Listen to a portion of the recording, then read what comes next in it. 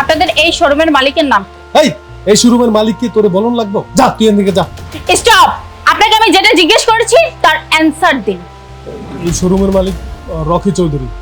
ও, তার যে ছেলে মেয়ে আছে তাদেরকে আপনি চিনেন? তার একটা মেয়ে আছে, নাম আদ্রিতা চৌধুরী। অবশ্য আমি তাকে দেখিনি। সেই আদ্রিতা চৌধুরী হলাম আমি। চলুন গল্পটি শুরু থেকে বলা যাক। একটি মেয়ে একটি মোবাইলের দোকানে এসে বলে, হ্যাঁ, আপনাদের এখানে সবচেয়ে ভালো এবং দামি ফোনটা আমাকে দেখান। আচ্ছা বাবা। ছেলেটি আচ্ছা বলে একটি ফোন বের করে বলে, এই যে ম্যাডাম, এটা হচ্ছে সবচেয়ে দামি ফোন। মেয়েটি বলে, এই ফোনের প্রাইস কত? ছেলেটি বলে, এটার দাম 1,20,000 টাকা। মাত্র? আপনি এরকম আরো 3টা প্যাক করে দেন। ছেলেটি অবাক হয়ে বলে, আরো 3টা? মেয়েটি হ্যাঁ বললে ছেলেটি বলে, আরো 3টা ফোন দিয়ে আপনি কি করবেন? আসলে আজকে আমার বার্থডে। আমি চাচ্ছিলাম আমার ফ্রেন্ডরা আমাকে গিফট দিবে, আমি তাদেরকে রিটার্ন গিফট করব। ছেলেটি বলে, ও আচ্ছা, দাঁড়ান দিচ্ছি। এ বলে ছেলেটি আরো 3টি ফোন বের করে 4টি ফোন এক জায়গায় করে বলে, এই যে বাবা। আসলে আমি তো অনেক রিস্কিট, আমার অনেক টাকা। ঠিক তখন আরেকটি মেয়ে এসে বলে, ভাইয়া আমার একটা ফোন দেন। ছেলেটা বলে, আচ্ছা দিতেছি। তখন ছেলেটি একটি বাটন ফোন বের করে মেয়েটির হাতে দেয়। মেয়েটি বলে, এই ফোনটা না তো ভাইয়া, টাচ স্ক্রিন আছে না, ওই ফোনটা দেন। তখন ছেলেটি বলে, এটাই ভালো ফোন, এটা বাটন ফোন, এটা চালায় আপনি মজা পাইবেন। আর আপনার সাথে এইটাই যা। না না ভাইয়া, আমার ওই ফোনটাই লাগবে, এই ফোনটা না। ম্যাডাম, আপনারা কইলাম না যে টাচ স্ক্রিন ফোনের দাম অনেক বেশি, এটা কেনার মতো সামর্থ্য আপনার নাই। আপনার যে বেশভূষা দেখেই তো বোঝন যাইতেছে। না না ভাইয়া, আমার কাছে টাকা আছে। এই বলে মেয়েটি তাকে কিছু টাকা দেখায়। ছেলেটা অবাক হয়ে বলে, এই তুই এত টাকা কই পাইলি? তুই কি চুরি করছস? মেয়েটি বলে, না না ভাইয়া, এইগুলো আমার টাকা। আমি চুরি করি নাই। তুই এখান থেকে যা, নাহলে কিন্তু তোর পুলিশে ধরাই দেবে, বুঝতে পারছস?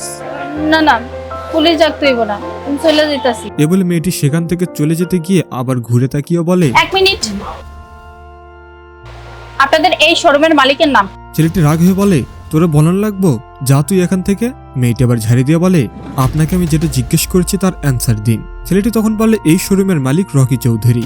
মেয়েটি বলে, তার যে ছেলে মেয়ে আছে তাদেরকে আপনি চিনেন? ছেলেটি বলে, তার একটা মেয়ে আছে, নাম আদ্রিতা চৌধুরী। অবশ্য আমি তাকে দেখিনি। সেই আদ্রিতা চৌধুরী হলাম আমি। কি বলতেছেন ম্যাডাম? আপনি আদ্রিতা চৌধুরী? তাহলে আপনার বেশভূষা এমন কেন? হ্যাঁ, আমি আদ্রিতা চৌধুরী। আসলে বাবা কিছুদিন ধরে খুব অসুস্থ, বাবা তো এসে দেখতেই পারছে না আপনারা কিভাবে শোরুমটা হ্যান্ডেল করছেন। তাই ভাবলাম আমি এসে দেখি আপনারা কিভাবে কাজ করছেন। বাবা তো আপনাদের উপর অনেক বিশ্বাস করে। বিশ্বাসের উপর আপনাদেরকে এই শোরুমটা ছেড়ে দিয়েছি, আর আমি এসে কি দেখলাম? আপনারা এইভাবে দায়িত্ব পালন করেন? ও কিন্তু কোনো কাস্টমার না। আসলে ও আমার ফ্রেন্ড মেহের, এটা আমাদের প্ল্যান ছিল, আমি দেখতে চেয়েছিলাম। আপনারা কিভাবে কাস্টমারদের হ্যান্ডেল করেন, আর এসে কি দেখলাম? এবার ছেলেটি বলে, ম্যাডাম আমি তো খারাপ ব্যবহার করিনি, এই জন্য গরিব কাস্টমাররা আইসা ফোন নাড়াচাড়া করে, আর কোনো ফোন কিনে না, এই জন্য আমার খালি সময় নষ্ট হয়।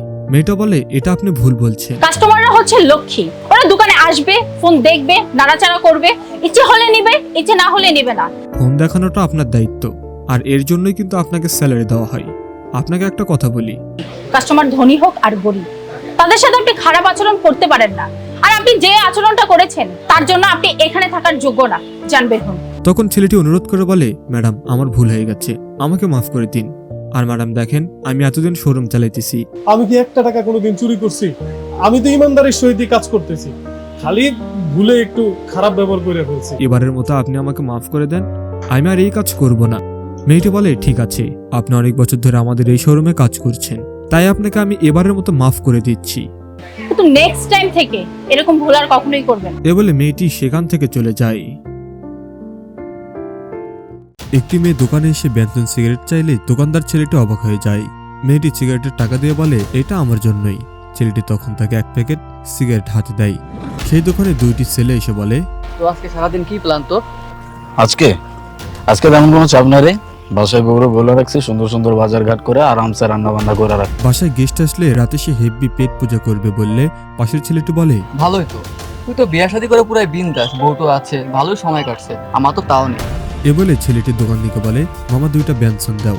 দোকানের ছেলেটি প্যাকেট থেকে 2টা সিগারেট বের করে ছেলেটির হাতে ধরে দেয়। তো ভাবি পারবে একা একা এত রান্না করতে? পাশের ছেলেটি মুখ থেকে সিগারেট সরিয়ে বলে, কেন পারবে না? সে অফিস থেকে তো বিকাল 5টার ভিতরে বাসায় চলে আসে, তারপর আর কোনো কাজ আছে? ওরা কি আমাদের মতো সে সকাল 10টায় অফিসে বের হয়ে যায়? তারপর বাসায় আসার পর কোনো চিন্তা ভাবনাই নাই, কখন আসবো নিজেরাও জানি না। এটি বলে ছেলেটি সিগারেট মুখে দেয়। পাশের ছেলেটি বলে ওঠে, হ্যাঁ, কথাটা তুই একদম ঠিক বলছিস। আমার মাঝে মাঝে কি মনে হয় জানো, মাইয়া হয়ে যদি জন্ম নিতে পারতাম না অনেক ভালো হতো। তাদের এসব কথা দোকানে থাকা সেই মেয়েটি শুনছিল। ছেলেটা আরো বলে, অফিসে যাইতেছি, অফিস থেকে বিকাল 5টার মধ্যে বাসায় আইতেছি, তারপর আর কোনো কাজ আছে? কোনো চাপ নাই, মাথায় কোনো টেনশন নাই, কোনো চাপ নাই। এবার তাদের দুজনের কথার মাঝে মেয়েটি বলে ওঠে, আপনারা চাইলে তো এখনো হতে পারেন। এটি শুনে দুজন ছেলে অবাক হয়ে গিয়ে বলে, মানে এই যে আপনারা বলছেন মেয়ে হয়ে জন্মালে ভালো হতো, তো আপনারা চাইলে তো এখনো মেয়ে হতে পারে। কি বলতেছেন আপনি এসব? আরে না না, অপারেশন করে চেঞ্জ করতে হবে না।